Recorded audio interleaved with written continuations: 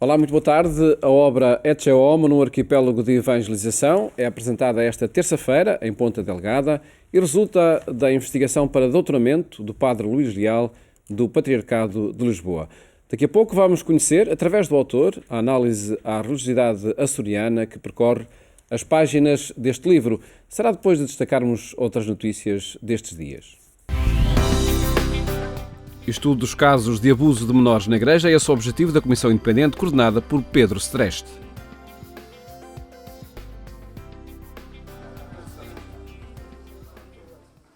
Comissão Independente para Estudo dos Abusos de Menores na Igreja.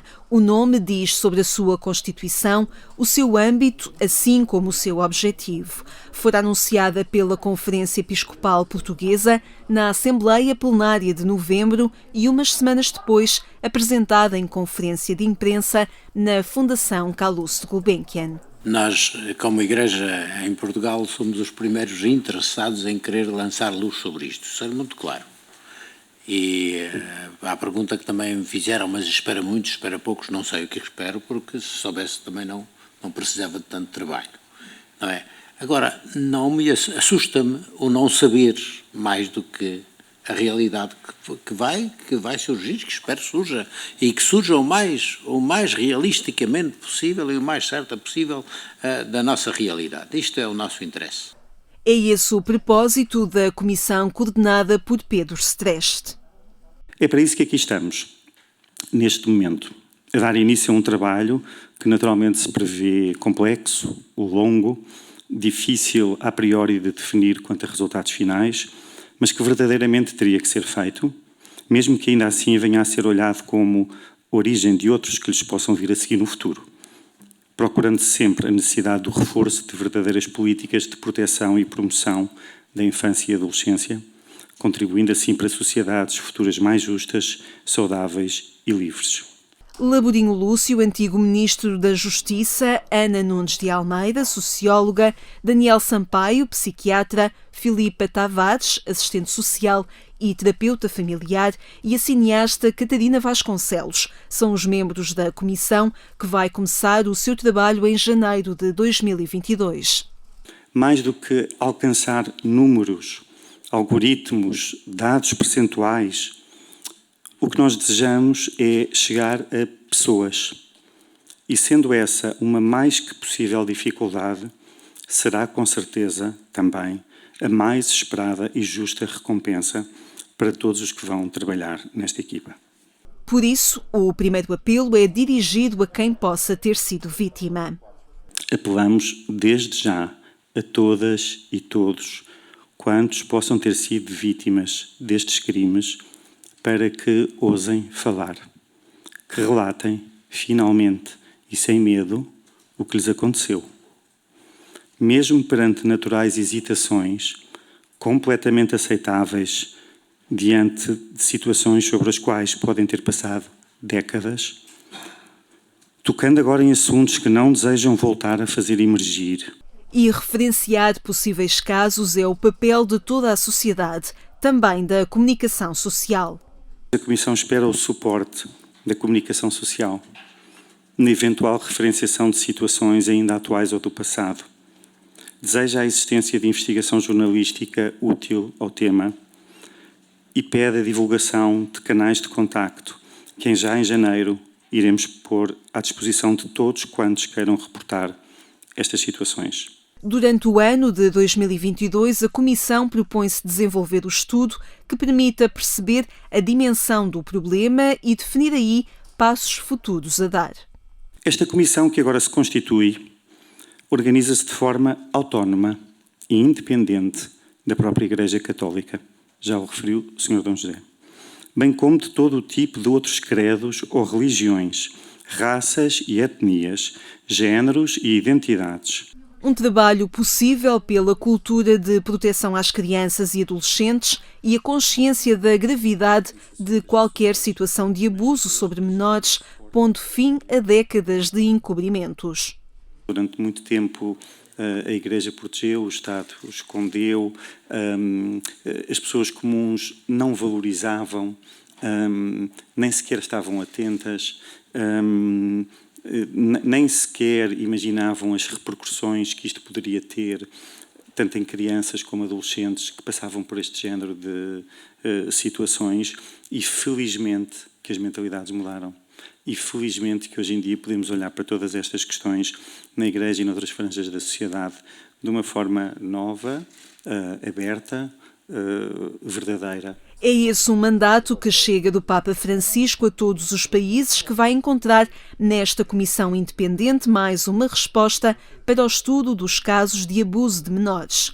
Outras respostas permanecem a cargo das comissões diocesanas criadas desde 2019 em Portugal. As comissões de proteção de menores criadas em cada diocese, com pessoas competentes dentro das diversas áreas que devem intervir na proteção dos menores, bem como a sua coordenação nacional em curso, constituem e continuarão a ser a base deste cuidar, formar e acompanhar o caminho de proteção que promova e garanta a proteção, a segurança e a dignidade que se pretende para as nossas crianças e jovens.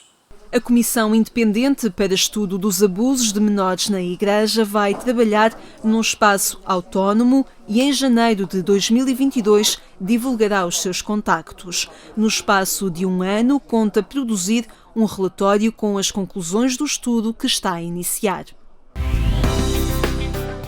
Uma homenagem a Dom Rui Valério pelo apoio dos capelães no bem-servir de todos os militares.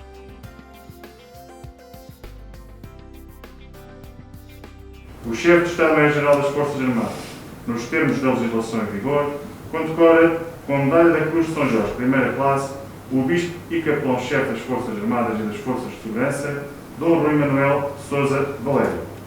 A condecoração é um reconhecimento pelo apoio moral e pela ajuda dada pelos capelães aos militares em todas as missões, nomeadamente as de longa duração e que exigem maior distância da família.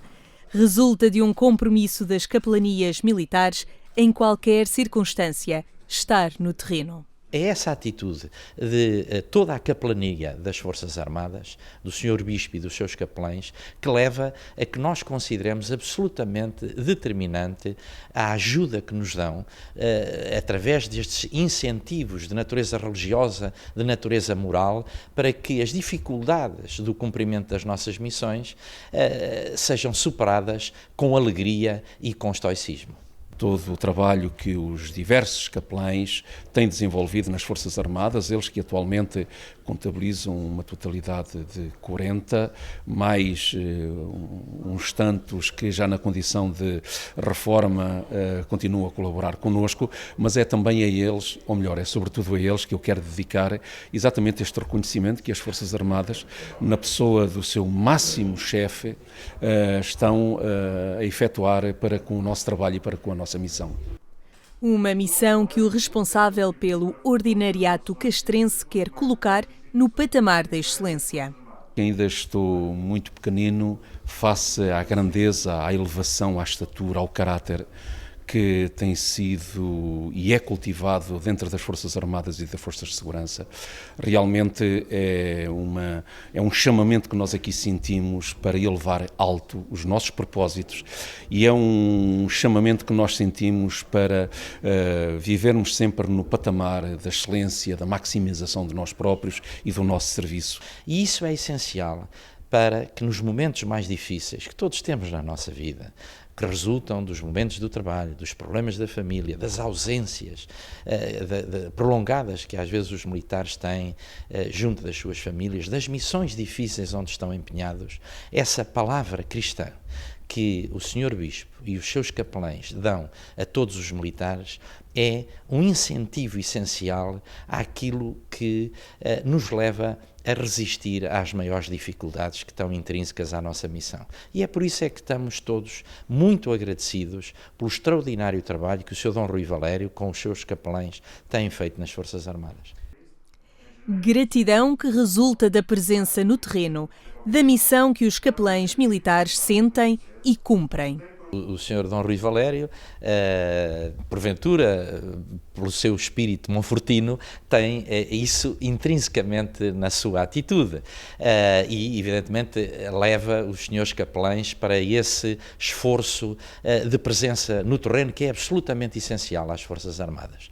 Quer nas missões no exterior, quer nas missões em território nacional, quer também no Hospital das Forças Armadas, onde, como compreenderão, há a necessidade desse apoio próximo aos doentes que, por vezes, passam por situações de maior dificuldade.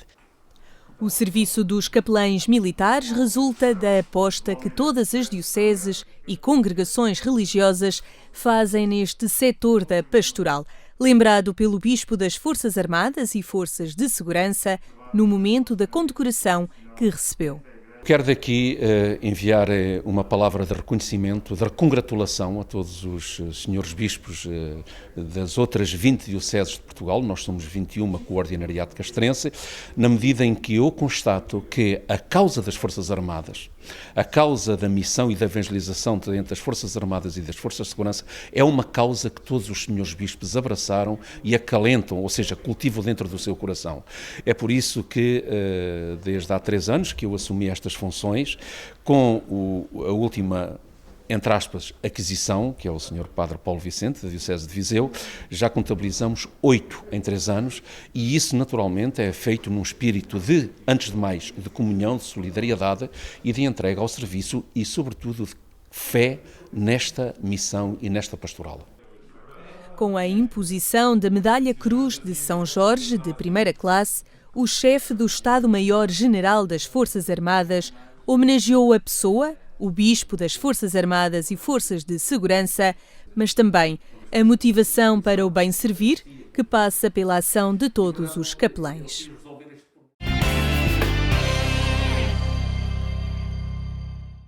Acompanhe estas e outras notícias no portal agência.eclésia.pt. Falamos agora com o Padre Luís Leal, autor da obra Ecce Homo no Arquipélago de Evangelização. Padre Luís, boa tarde. Boa tarde. Obrigado por estar no programa Eclésia, no dia em que esta obra é apresentada nos Açores, em São Miguel, e claro que gravámos esta entrevista antecipadamente, para partilhar também com quem nos vê e ouve. Antes de mais, as raízes desta sua ligação ao arquipélago açoriano, que o levaram depois ao estudo da sua religiosidade. Como é que começou essa ligação? Tentar o mais sucinto possível, ou seja, essa ligação começa, antes de mais, como quase qualquer continental, numa ida de férias de 15 dias com um grande amigo meu aos Açores, e que estava lá a trabalhar, a estagiar no internato de medicina. Depois, mais tarde, quando fui capelão militar da Marinha, com alguns embarques que acabei por fazer, acompanhei especialmente uma das vezes 20 dias o navio em Ponta Delgada, a corveta João Coutinho, e aí tive mais contacto com o Parque de São José, que é o parque que no fundo está ali mais perto do cais onde estava atracado o navio. Ele convidou-me para pregar a festa de São José no ano seguinte, fui e aí tive um primeiro contato com os romeiros das Romarias Quaresmais de São Miguel. São aquelas peregrinações à volta da ilha. Exatamente. Nessa ocasião, eles convidaram-me para fazer uma romaria no ano seguinte, claro que não disse que não, como manda a educação, não fechar totalmente a porta, só que dizer a possibilidade de fazer uma romaria a um romeiro, ele não larga. E claro que, pensando eu que se iriam esquecer, mas não, em outubro estavam-me a ligar para fazer, e em 2005 então começo a fazer as romarias quaresmais. A partir daí a ligação torna-se mais forte, a partir dos romeiros. Mas também, em 2005, começo com o Serviço Nacional de Acólitos, como na direção do serviço.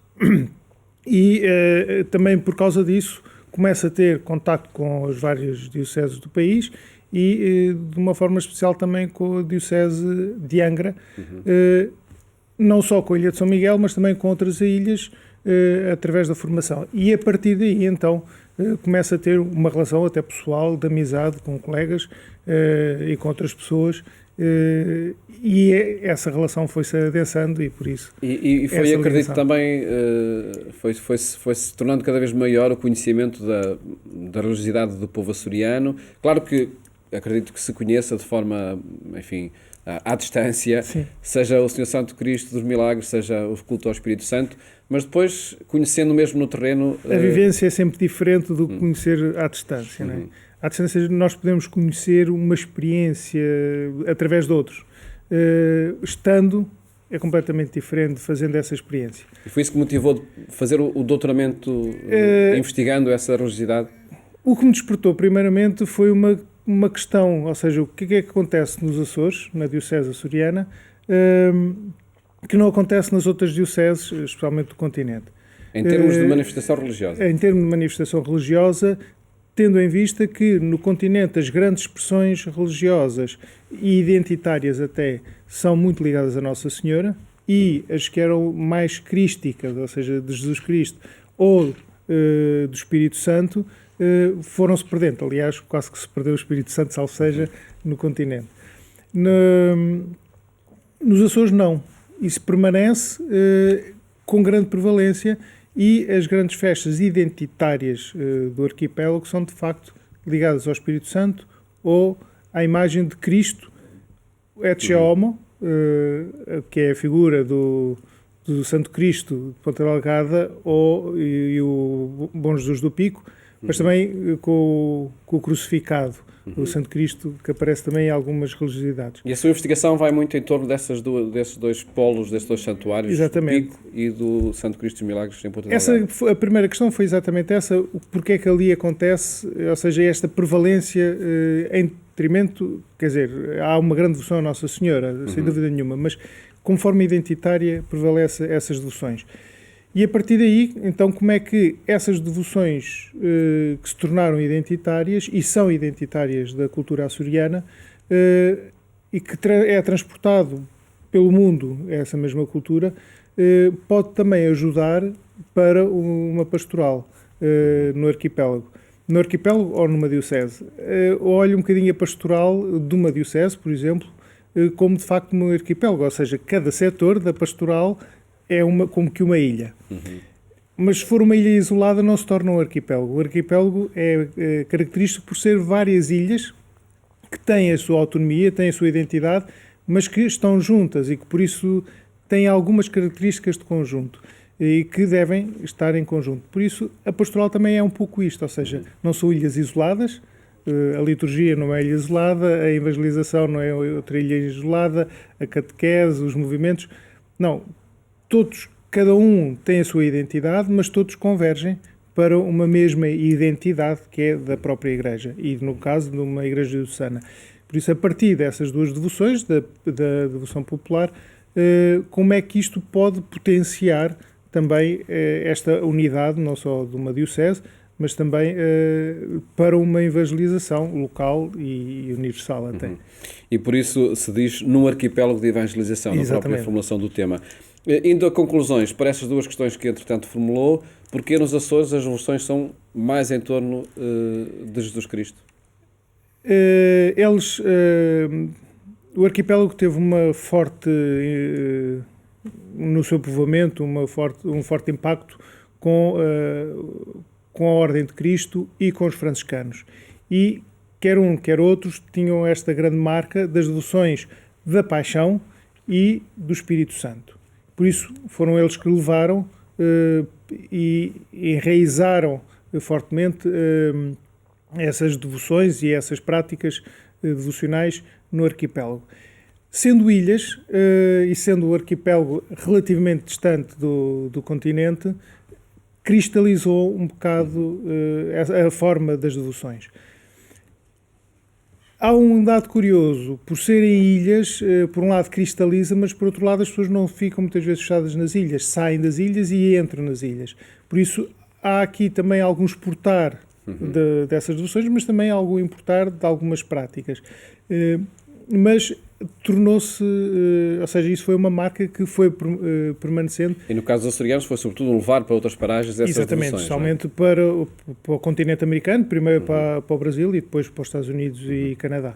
E se olharmos essa outra questão que levantou, da forma como os diferentes setores da pastoral, se funcionarem como arquipélago, também, enfim, conseguem dinâmicas e presenças mais significativas. Claro, ou seja, nós conhecemos, aliás, quem os açorianos dizem aos continentais, perguntam, quando nós dizemos, vou aos Açores, eles perguntam, vais a São Miguel ou vais aos Açores? Porque nós temos a tendência de ir, porque só vamos a uma ilha, só vamos a um sítio, e não temos então a visão de conjunto. E eles dizem, não, para ir aos Açores tens pelo menos ir a 3, 4 ilhas. Exatamente para termos esta visão de conjunto. E na pastoral, cada vez mais temos de ter esta noção que nós não somos ilhas isoladas.